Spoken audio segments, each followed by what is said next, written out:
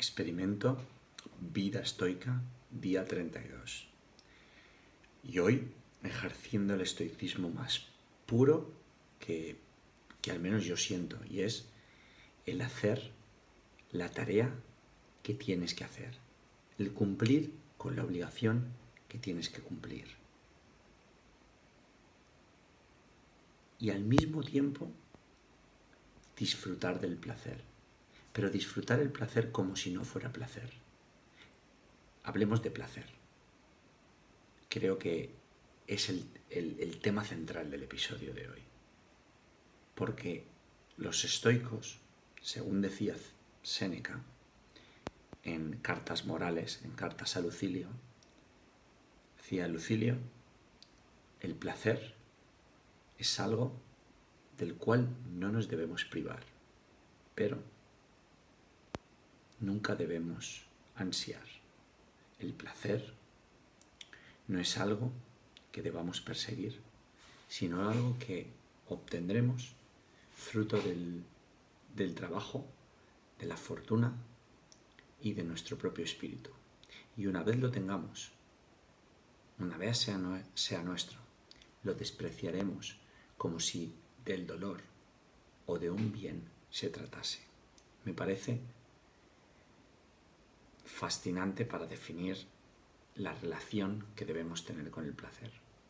Hoy mismo he roto, a propósito, una de las normas que establecí en este experimento, que fue no tener encuentros de ocio, ni ir a comer en un restaurante. Hoy, en el día 32, decidí ir y quedar con unos amigos para ir a comer en un restaurante. Y al mismo tiempo lo hice. ¿Por qué? Porque para mí no se consideraba un placer, sino algo que yo decidí hacer porque era parte de lo que había ganado y de lo que me tocaba recibir. También otro de los placeres que me di fue utilizar el coche, que había estado durante estos 31 días en modo pobreza planificada, es decir, actuar como si no tuviera transporte, como si no tuviera coche, incluso como si, sigo actuando como si no tuviera cama, para fortalecer la mente y fortalecer el espíritu. Pero una vez lo haces, ya no utilizo el coche como un elemento de lujo, el transporte, lo veo como algo normal y minimizo absolutamente mi coche, la acción de la conducción y el poder pasar un tiempo con unos amigos. ¿Por qué? Porque sigo estando comprometido con la causa y sigo viendo el placer como algo que no necesariamente debe ser placer. Porque el problema del placer viene cuando no paramos de buscarlo. Nunca viene el placer. El problema del placer nunca viene cuando el placer te encuentra a ti y tú te embriagas en él por un poco. No, el placer viene cuando te emborrachas de él.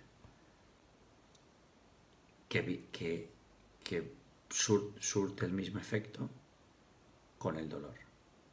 El placer crea ansia por más placer, lo cual te lleva a más dolor. Y el dolor crea más aversión porque quieres salir de él, lo cual te lleva a más dolor. Es decir, ambos te llevan al mismo lugar, dolor. Y esa es la lucha de la humanidad. Más placer, un mejor coche, un mejor edificio, casa, un mejor trabajo, una mejor pareja, una mejor más, pensando que esto nos va a ir haciendo felices, más, cuando es justamente todo lo contrario.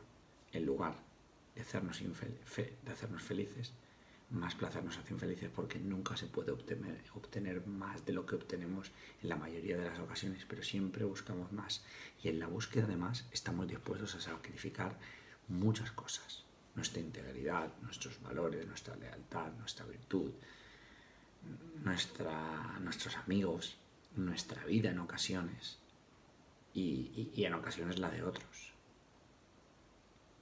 Y esa búsqueda de placer, que puede ser un derivado también del ego, nos lleva incluso a cometer crímenes atroces en la humanidad, guerras, atentados, y no nos damos cuenta de que la clave, como bien decían los estoicos, no está en el placer, ni tampoco en el dolor.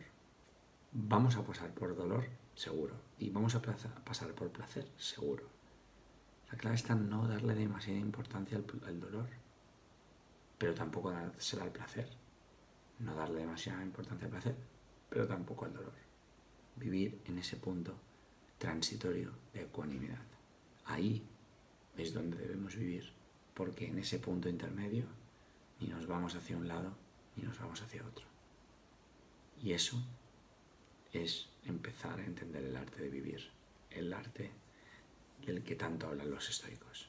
Así que elimina el placer y eliminarás el sufrimiento.